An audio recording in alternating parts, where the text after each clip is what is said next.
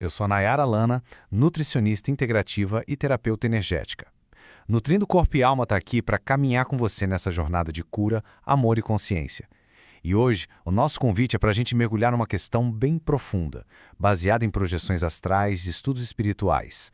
Afinal, o que realmente define a nossa transição depois da morte? Vamos começar com uma reflexão bem direta. Pensa comigo, e se a sua vida acabasse agora, nesse exato momento? Como você se sentiria? É uma pergunta forte, eu sei, mas ela é o ponto de partida para tudo que a gente vai conversar aqui. Então, a primeira grande ideia é que a morte não é um ponto final, é uma transição, sabe? E o detalhe mais importante, ela é imediata. Não tem um tempinho extra para se arrumar, para se preparar depois que acontece. O nosso estado de consciência, no momento da passagem, é o nosso ponto de partida para a próxima fase. A gente começa com a bagagem que tem. Isso quer dizer que não acontece nenhuma mágica, sabe? A nossa consciência não vira uma chave e se transforma do nada. Ela simplesmente continua. Se uma pessoa está vivendo num estado de angústia, de confusão ou de raiva, é exatamente assim que ela vai chegar no plano espiritual. A transição é um espelho perfeito do nosso estado interior. E essa frase resume tudo, né? A proposta aqui não é ser pessimista, de jeito nenhum. É sobre ser profundamente realista. Olhar de verdade para a forma como a gente tem vivido, para as emoções e pensamentos que dominam o nosso dia a dia. Essa é a única maneira de se preparar para o desencarne. Essa autoanálise honesta é a ferramenta mais poderosa que a gente tem. Ok, então vamos avançar um pouco. Se o nosso estado atual define a transição, o que pode complicar esse processo? A resposta é bem direta, são os nossos apegos, aqueles laços, aquelas âncoras que a gente cria com o plano material. A fonte que a gente está analisando descreve isso como um estado de risco, que é quando a consciência tem dificuldade de se desprender da vida que deixou para trás.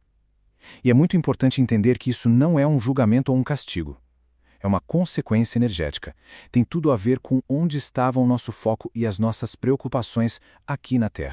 E aqui estão alguns exemplos bem práticos. A preocupação com a conta bancária, a angústia de deixar a família, os vícios que o corpo físico já não sente mais, mas a mente ainda busca, ou até mesmo um apego profundo a um lugar, como a casa de uma vida inteira. Tudo isso pode funcionar como uma âncora mesmo, dificultando a libertação da consciência.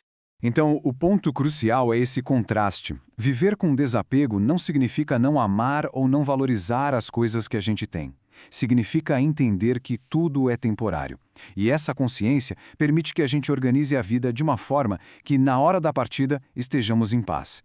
Já o apego, ele gera uma continuação das preocupações terrenas, o que acaba, claro, causando sofrimento. Certo.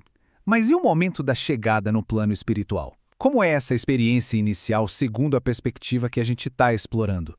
E aqui tem uma metáfora muito poderosa. A fonte usa esse termo placenta da encarnação para descrever uma estrutura de energia que nos conecta à vida física. Pensa só, assim como um bebê, a gente precisa se desligar dela para nascer de verdade para o outro lado. Essa placenta é o que chamam de duplo etérico. É ele que faz a ponte das energias entre o espírito e o corpo, permitindo as sensações, a própria vida. Depois da morte, ele precisa se desintegrar para que a consciência se liberte por completo. E adivinha o que influencia diretamente a facilidade desse processo? De novo, o nosso estado emocional. A analogia do nascimento continua. A chegada ao plano espiritual é descrita como um novo parto. A gente chega confuso, desorientado, precisando de amparo. A grande diferença é que, ao contrário do bebê que não tem memória da vida anterior, nós chegamos com a lembrança fresquinha da vida que acabou de terminar.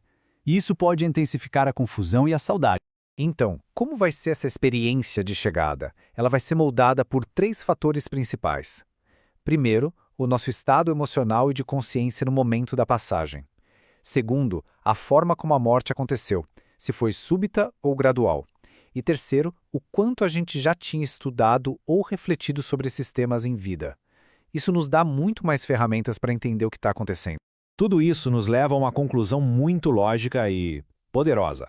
Se a nossa transição depende do nosso estado atual e dos nossos apegos, a única atitude realmente inteligente é começar a preparação em vida.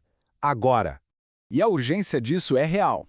A fonte menciona que cerca de 10 milhões de pessoas morrem de infarto no mundo todo ano. A morte súbita é uma possibilidade concreta para muitos, o que só reforça a ideia de que não dá para deixar preparação para depois, porque o depois pode não chegar.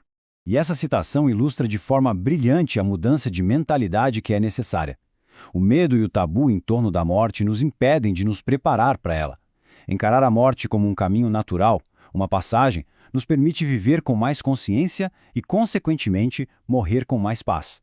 Como exemplo, a fonte cita o budismo, que é uma filosofia que integra a morte como parte central dos seus ensinamentos. Eles têm práticas e textos dedicados a preparar a mente para essa transição, mostrando que é possível, sim, abordar o tema de forma serena e construtiva. Então a reflexão final que esta análise nos deixa é a seguinte: a preparação para a morte é, na verdade, uma preparação para viver melhor.